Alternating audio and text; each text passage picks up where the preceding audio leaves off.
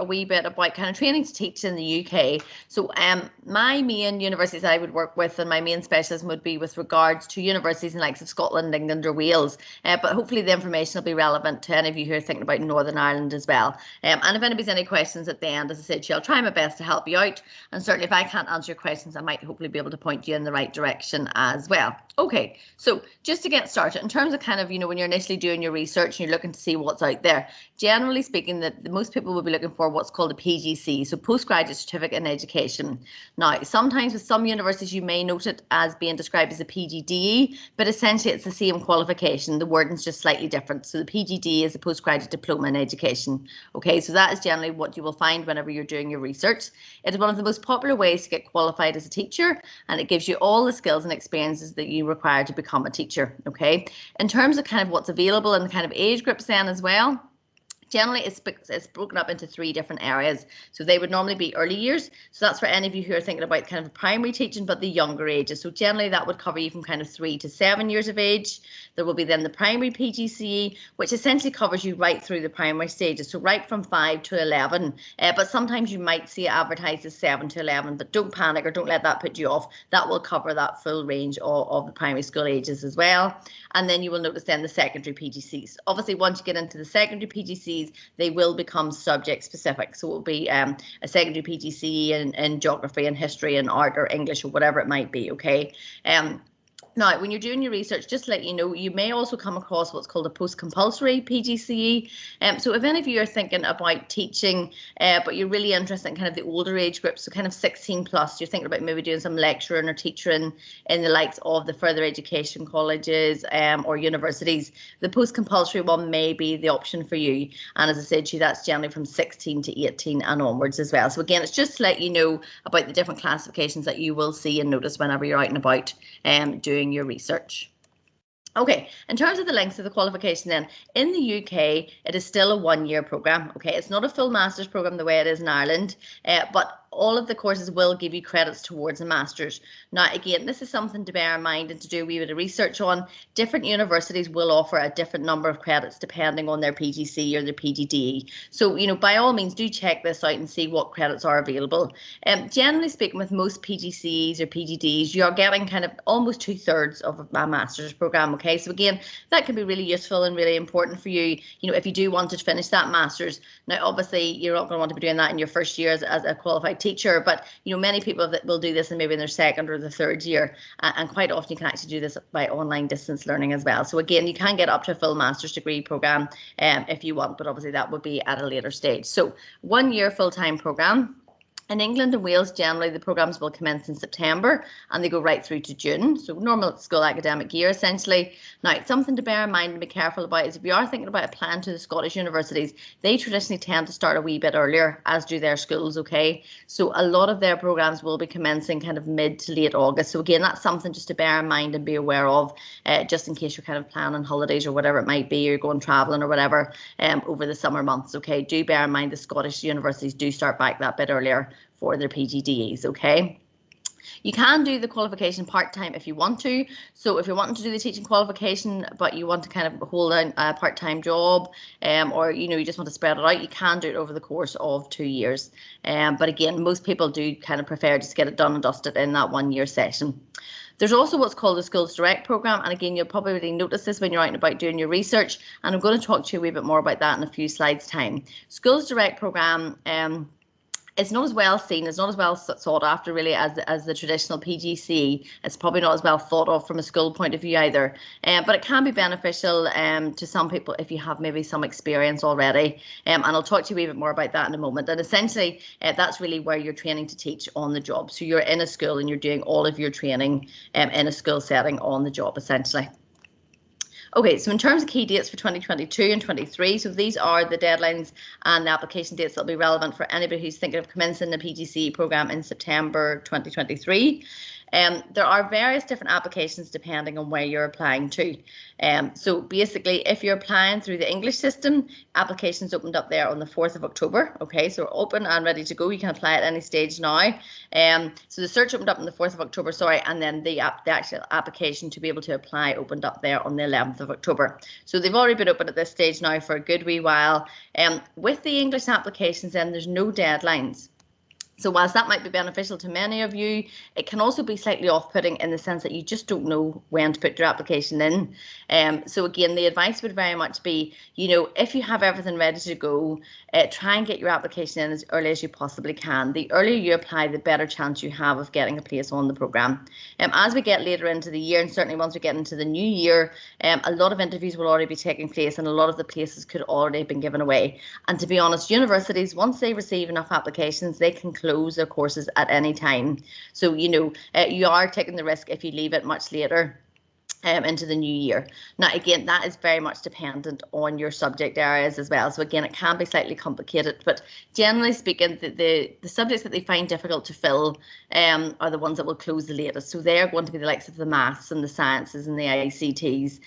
Generally speaking, there's no reason why you couldn't be applying for those well into next year. But out with those kind of shortage subjects, I would always say to you, you know, if you can, if possible, try and get your application in this side of Christmas. That would be ideal, and that's for the English universities. If you're thinking about any of the Scottish or Welsh universities, then it is a separate application and you apply through the UCAS system. So it's the UCAS teacher training system, okay? Their applications for that opened up on the 6th of September and the deadline for that is the 25th of January. So they do have a deadline in place. But again, as I said to you before, if you can get your application in even earlier than the 25th of January, that would be much, much better because as I said to you, interviews will be currently taking place now. And a lot of them will take place kind of in the coming weeks, and certainly December is quite a popular time for interviews. So certainly the earlier you apply, then obviously, hopefully you can kind of get things and get the ball rolling as such. In terms of basic entry requirements then for the PGC, they will vary from university to university. So again, when you're doing your research, do check to see what the universities do require. But the vast majority of universities will have the basic criteria set at GCSE, Maths and English at grade C or equivalent. Okay, so it doesn't have to be a GCSE. The equivalent in terms of leaving cert points would be an 04. So a Leaving Cert 04 would be the equivalent of a Maths, GCSE and English. Again, they will accept other qualifications, but again, it's just important to check to make sure that's of the right standard. So it has to be of that GCSE standard. That is for anybody who's interested in doing a secondary PGC. You do need to have that English and Maths, okay? If any of you are thinking about the primary or early years, they will also ask for a science at GCSE, grade C or equivalent, okay? And that's for the primary and the early years then for the science as well. Other than that, then the basic requirement would be a minimum of a 2-2 level 8 honours degree. The odd university may ask for a minimum of a 2-1, but the vast majority of them will have the classification at a minimum of a 2-2. Okay. For primary and early years, if you want to do a primary or early years PGC, you can be from any discipline whatsoever. It does not matter what your undergraduate degree is in. You could have done chemical engineering, you could have done psychology, you could have done sports, whatever it is, it doesn't matter. Okay. It doesn't need to be subject relevant for primary or for early years, but for secondary it does, okay? For secondary, the general rule of thumb is that if you want to do a secondary PGC in a particular subject, you should have at least 50% of this subject relevance in your current undergraduate degree. Okay, so say for example you were doing a joint honours degree in English and Geography and you want to do a PGC in English, as long as your degree is at least 50% English based, that is absolutely fine. You can apply to do a secondary PGC. The main reason behind that is with the PGCs, you're not learning anything more about your subject, whether that be English or Geography or History or whatever it is. You're being taught how to teach essentially, so you already need to have that subject knowledge to a very, very high level. Now, if you're thinking about doing a PGC and you're kind of cutting it a bit short there, you might have maybe 30-40% relevancy. You know, there are ways and means around that. So again, do your research and check out to see what the universities will offer. But quite a lot of universities will offer what's called the subject enhancement course. So again, that can allow you then to get your 40% up to 50% or whatever it might be. In order for you to do that PGCE, okay? They will also require basic ICT knowledge, but generally speaking, that's not going to be an issue for most people nowadays. And traditionally, universities would ask between 5 and 10 days experience in a school setting. Now, they used to be quite strict on this, but they have kind of slackened up on this a bit over the last couple of years, mainly with COVID and everything that's been going on. And they've realised, the students have found it quite difficult to get into schools to get some experience. But to be honest, if you can, I would really strongly advise you do try and get some experience under your belt. If you don't have any experience, it's quite difficult to do your personal statement because there'll be very little that you can kind of draw on in terms of experience, but also it gives you very little to talk about at interview as well. So, do try and build up the skills-based experience if you possibly can. Any kind of volunteer work, charity work, working in the community, all really, really good experience. You will also mention this in your personal statement, but generally speaking, they will look to see that you will have experience in a school-based setting. So between the kind of hours of 9 and 3 on a Monday to Friday during school term time. Okay, so again, do try and work on getting some experience if you haven't done so already. It doesn't necessarily matter where the experience was in terms of kind of age groups or school, essentially the more experience you have, the better, okay? They will also look for a knowledge and understanding of the UK curriculum, the role of a teacher, and an interest in your subject as well. So again, they know that the vast majority of people who are applying for these programs are maybe 21, 22 years of age, coming straight from university. They do not expect you to be coming with a wealth of experience, but what they do expect is that you've you've done your research, you understand exactly what the course entails, but you also understand what a career as a teacher will involve as well, that you're realistic of the expectations of you and the outcomes as well. So that's a wee bit more just about the school experience. So again, if you haven't already got the experience, do try and organise that, whether it would be in your local school or your own school, whatever it might be, and you try and get as much as you possibly can from that experience. Essentially you're there to shadow and to see how the teacher kind of organises everything and copes with everything as well. But do try and get involved as much as you possibly can, because again, it's going to be really, really good experience to give you something to talk about in your personal statement and then interviews as well. Ask as many questions as you possibly can. Find out a wee bit about the school, their ethos, any policies and procedures and stuff that they have in place as well, because this is all going to be really helpful for you next year as well. So as we said to you before, the postgraduate certificate in education is the most popular route into teaching. It's very commonly and widely accepted throughout the world as well. The main focus, as I said, is on teaching skills, which is why you do have to have that subject knowledge if you're hoping to do the secondary PGCE.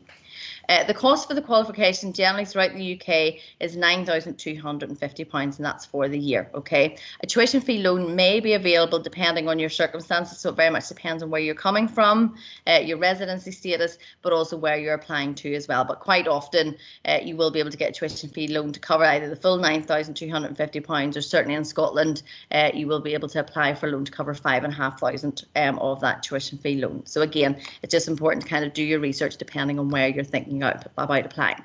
There are generous bursaries available in certain subjects, particularly in England, and I'm going to cover them now in the next couple of slides. So I'll talk to you about that in a moment as well. So in terms of the funding, as I said to you, quite often the loans will be available. So with the PGC, it is quite an exception from other postgraduate courses. There does tend to be better funding for the PGCs and the teaching qualifications, which is good news, hopefully, for many of you.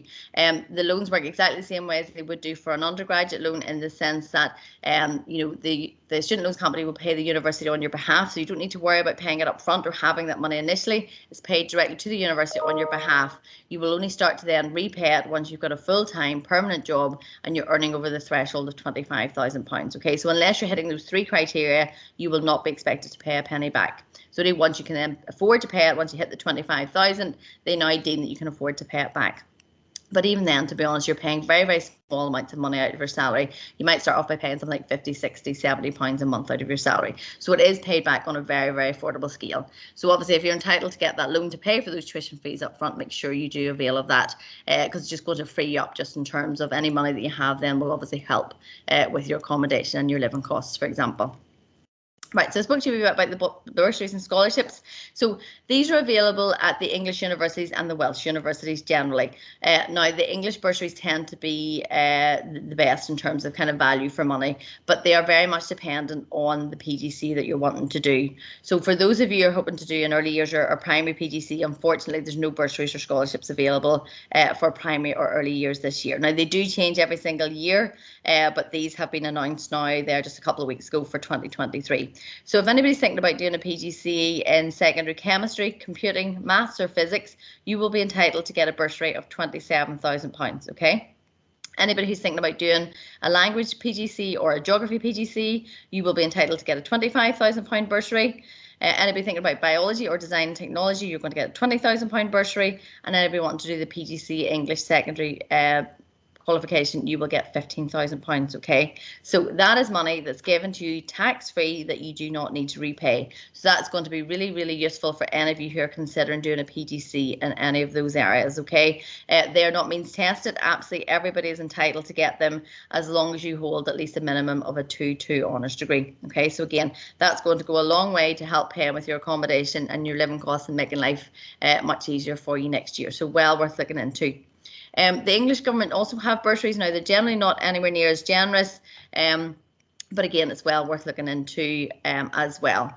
Scottish universities, they do not offer bursaries and scholarships, unfortunately. Now, what the Scottish universities do offer is they do guarantee 1 year's work after you graduate. So your first year, your first NQT year out and about, they will guarantee you work at a Scottish school. So I suppose that's beneficial to many people as well, and that's something worth thinking about and considering as well. And one of the first slides, then I spoke to you a wee bit about the Schools Direct path as an alternative option. Again, it's just to let you know what it is so that you're familiar with it when you're doing your research. As I said to you, it's not as widely accepted in terms of a qualification as the traditional PGCE. So, you know, I would do your research on this, and it very much would be dependent on where you're hoping to actually kind of live and teach in the future. But essentially, the Schools Direct option bypasses the kind of university training side of the PGC, where you do most of your learning and your training at a school. Okay. To be honest, there's a non-salaried route and a salaried route. So the salaried route could obviously be very beneficial to people. So that would be the one that most people would do if they were going to go down that Schools Direct path. But it is only open to people who have 3-year or more experience. So it tends to be for mature students or for people who are already working in a school set, maybe as a classroom assistant. So for people like that, it could be very beneficial because you're getting paid to do the training there. So you're getting paid as an unqualified teacher. So generally speaking, in around kind of £20,000. So yes, that can be really beneficial. If you don't have that experience, which most people don't, you will be going down the non-salaried route. So it will just work the same way in the sense that you do have to pay the tuition fees, but hopefully they can then be funded by the means of a student loan. Okay. In terms of the application process, and as I said to you before, depending on where you're applying, there are a few different application processes. So if you're applying to the English universities, you apply through the gov.uk website, which you'll see there on the screen. So gov.uk/apply for teacher training. So that is where you will apply for any English universities. If you're thinking about the Scottish and the Welsh universities, you do apply through UCAS, okay, which is where a lot of people may have applied through for their undergraduate program. So the UCAS website, and there's a teacher training section there, and that is where you will be able to search and see which Scottish and Welsh universities offer the PGCs, and that's where you would submit your application. For any of you who are thinking about Northern Ireland, there's 2 universities here in the north. So there's University of Ulster and there's Queen's University. Queen's University offers secondary PGCEs, and Ulster University offer primary and secondary. But they tend to have them kind of split up between themselves, so there's no overlap between the 2 universities. I think there's maybe one course that they both offer, but out with that, they have separate courses available. And with the likes of Queen's and you apply directly to the university. Okay, so again, there's no reason why you can be putting all those different applications in, and therefore you're just keeping your options open. Okay, so with the English universities, you have with your application you have 3 choices of universities and courses. With the UCAS application for Scottish and Welsh universities, then you have 5 choices, and then obviously if you wanted to, then you could put in those Northern Irish applications as well. I know that probably sounds like an awful lot of work, but to be perfectly honest, you know, a lot of it will just simply be copying and pasting similar information. So, you know, once you do one of them, hopefully that should make life that wee bit easier for you. Okay. The application process and the application itself is generally pretty straightforward. Now, there will be like a personal statement section or the equivalent of that with all of the applications, which is essentially a short essay where you have to write about why you deserve a place on the program. Okay. So what experience, what skills do you have that are appropriate? What's going to make you a teacher? Why are you passionate, enthusiastic, for example, about applying for these programs? Okay. So with the English application, there is the personal statement's been split up now into 2 different questions. So the first question is why you want to teach, and you'll have 600 words to answer that question. And then you have a question then why you should teach a particular subject or a particular age group, and you have 400 words there. So you have 1,000 words in total for the English application. For the Scottish and Welsh application, it's a more generic application in terms of the personal statement. There's no specific questions involved, but you have 47 lines or 4,000 characters of a word count there. So generally in and around kind of 3 long paragraphs then for that Scottish and the Welsh application. The application is simultaneous in both those cases. So, you do not need to put the order, the universities and the courses you're interested in applying to in order of preference. They go out simultaneously to all universities at the same time. Okay. And as we said earlier on, there's no set closing dates for the English universities, but some subjects do fill up quite quickly. So it is advised where possible, if you're ready to go, to get your application in as early as possible. Generally speaking, the first PGCE that will fill up would normally be the sports, the PE PGCE. It does normally fill up quite early in the year, and then after that you'll find the likes of primary, early years business will tend to fill up quite quickly as well. So where possible, get your application in early. With the application, it's important to note that you will have to have 2 references or 2 referees noted down. So generally speaking, it's advised that you would have somebody from university or college there, and you would have somebody then from the school where you did your experience. That would be ideal. If you haven't got that experience organised, or the people at the school don't know you well enough, you don't think to provide a good reference, then obviously you will want to put down somebody who knows you. So generally speaking, probably somebody from maybe a full-time or part-time job that you've had in the past, somebody who knows you in a working capacity. Really, really important to inform these people that you have put them down, their name down as a reference, because they will only have 2 weeks to reply to the request. Okay, so it's really important that they're on the ball and they get that reference sent back to UCAS or to the gov.uk website or however it is as soon as possible. In terms of the personal statement, I'm not going to spend too long talking about the personal statement because there's an awful lot of information online, but essentially, it needs to be a very positive, very strong, upbeat document. The personal statement is going to be the thing that gets you the interview and hopefully then the plates. If you imagine everybody who's applying for the PGCs or the PGDs that you're applying for, you're all roughly going to be sitting on the kind of 2-1 or 2-2 degree or whatever it has. So the personal statement is going to be the one thing that makes you stand out. What you're going to want to include in the personal statement is your reasons for choosing. So why have you decided to do a PGCE? Okay, where has this enthusiasm and passion for teaching come from? Why do you want to be a teacher? What experience do you have to date? Where did you go? What did you do? What did you learn from this experience that you have done? If you're secondary, then obviously, where's this passion for your subject come from? And again, can you pass this passion and enthusiasm on to your students as well? What personal qualities or skills or abilities do you have that are going to make you a good teacher? So again, they're going to be looking for those kind of buzzwords like resilience, creativity, good time management, good organizational skills. You're a good listener, that you can command an audience well, good presentation skills. There will be certain words that they're going to be looking to see in your personal statement. But again, it's very, very important not to list these and bullet point these, but kind of explain, when you put these into practice. Okay, so back everything up with an example where you possibly can. And as I said to you before, they will be interested in finding out a wee bit more about you personally and what makes you tick. So any other interests in terms of volunteer work, charity work, community work, coaching, whatever it might be, all really, really good experience, because again, it shows that you're willing to give up your time and to get involved in activities and community things as well. So again, it's really setting you up as the right type of person for teaching. So again, really, really important to mention all of this in the personal statement, but make it as relevant as possible to the skills and abilities required to become a teacher. Okay. So again, some more hints and tips there with regard to the personal statement, but as I said to you, a lot of this will be online. Essentially, it needs to be a very clear, a very concise document, very well structured, so it's easy to read for them.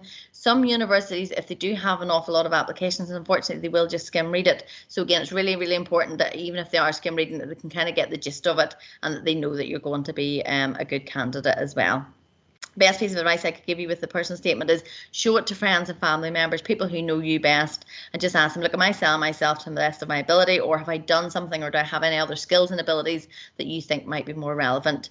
But even just from a fresh pair of eyes as well, because sometimes when we're working on a document for a while, we're reading it as we think we've written it, and we maybe won't notice the kind of maybe spelling mistakes or a word missing or grammatical error, whatever it might be.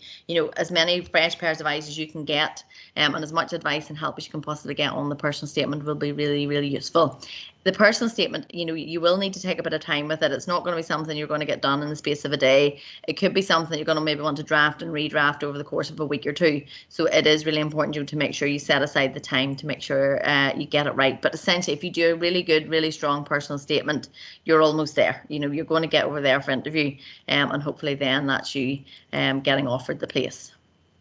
In terms of interviews then, with the UK universities, you will always have an interview as part of a teacher training program application. Okay, how the interview happens, or what the course of the interview is, very much depends on the universities. Different universities will have different criteria, but it's not a case of to expect to go into university and have a 1 hour interview. That's generally not the way it will happen. You will be most often be expected to spend at least half a day or a full day at the university, and there will be various different parts and components of the interview. So again, obviously you will have your personal one-to-one interview, but quite often they'll have kind of group discussions. They might ask you to do a short 5-minute presentation.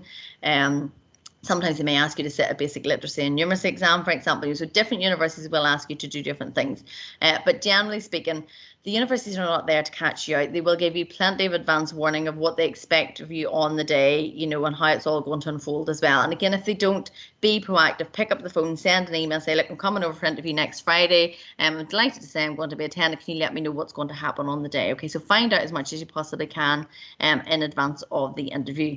A lot of people are asking me at the moment, just in terms of interviews, whether or not you have to go and have the physical interviews. And again, it very much depends on the different universities. I suppose with COVID and everything that's been going on, universities have gone down the online interviews, and I think a lot of them are still using that this year. So if that is your preference, then hopefully you will be able to do your interview online.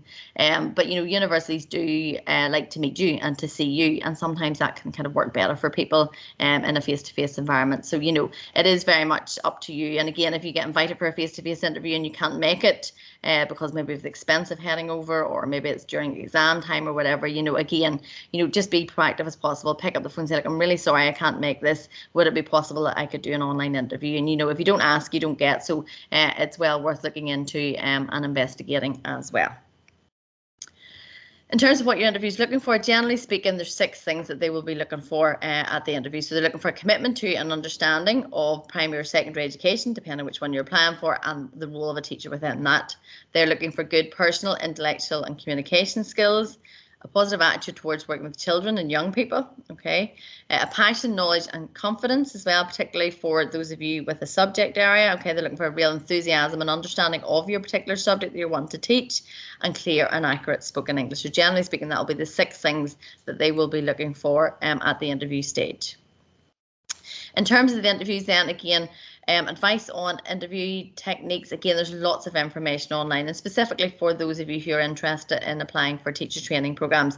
But like with everything, the best thing you can do is just prepare, prepare as much as you possibly can. So, do as much research as you possibly can on the different universities you're applying to, where you're going to for interview. Find out about them, their ethos, find out about their course, and really what you want to do is just show a real passion and enthusiasm, that you deserve a place on their program and you want a place on their program as well.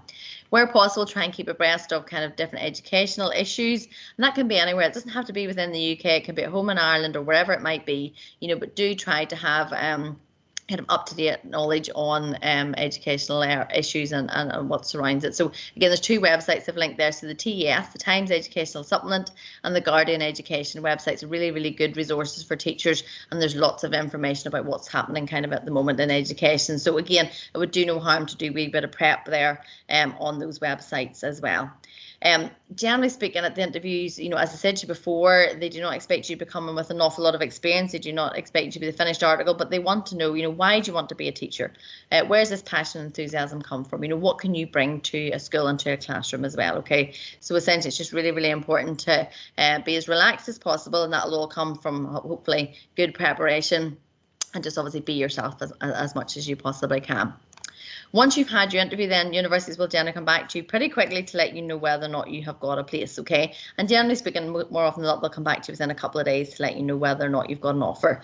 Now, what most people receive is what's called a conditional offer. So they will say to you, look, as long as you get your 2-2 at the end of the year, we will give you a place on our programme, okay? Or if you're missing something, like say, for example, you don't have that GCSE in maths or science or whatever, don't panic too much. You can still go for interview, you can still be offered a place, but obviously it will be on the condition that you have that maths or that English sat and passed by the time you commence the course next September, okay? And then whether or not you're successful, you will be notified by both UCAS or the gov.uk website, but also the university will inform you as well. Some useful contacts there just to note down when you're doing your research. So the UCAS website, that's obviously relevant for anybody who's thinking about applying to any of the Scottish or Welsh universities, but also there's quite a lot of generic information there about teacher training on that website too that would be worth having a look at. The getintoteaching.education.gov.uk website is for those of you who want to search and to apply to any of the English universities. And then Teaching Scotland, there's another useful website for any of you who are thinking about the Scottish universities. Another thing I would say to you as well at this stage as well is, do a bit of research. If you are going to do a PGC or PGD next year, make sure you apply and you become a member of one of the trade unions as well. So whilst you're doing your course, you will obviously have a mentor at university. You will be assigned a mentor when you're out and about at schools on placements as well. But if you have a membership and you have the backing of a trade union as well, it just means you have that extra help and support there, just in case there's any issues or anything happens whilst you're out and about on your school placements, which hopefully it won't. But it's always good in the knowledge that you have that wee bit of support there from a trade union background. And then just a wee bit more, few universities that we work with in the UK at the moment who are very keen to attract students from Ireland and who traditionally have quite a lot of teachers from Ireland doing their PGCE. So Bishop Restest University is a uni that we've been working with for a number of years now. They're based in Lincoln in England, and they are actually offering, this year, they did it last year as well, they were offering £300 towards flights as well for any Irish students who start next September as well, just to try and help out with getting your flights backwards and forwards to home every so often. Edge Hill University, which is just outside Liverpool there in Ormskirk, again, they offer the primary and the secondary PGCEs. And then Kingston University is another university that offer the PGCEs, who we do an awful lot of work with, and they're based in London as well. So well worth having a look at and seeing what they have to offer. And then that is my email address, so it's fiona@erndm.co.uk. So if anybody's any questions or queries after this afternoon, feel free to pop me through an email, and I will certainly try my best to help you out if I can. Now, I know that was an awful lot of information to take in. It probably sounds more complicated than it is actually, but as I said to you, everything is on the relevant websites, and there's lots of really good kind of helpful advice and videos and hints and tips as well available online.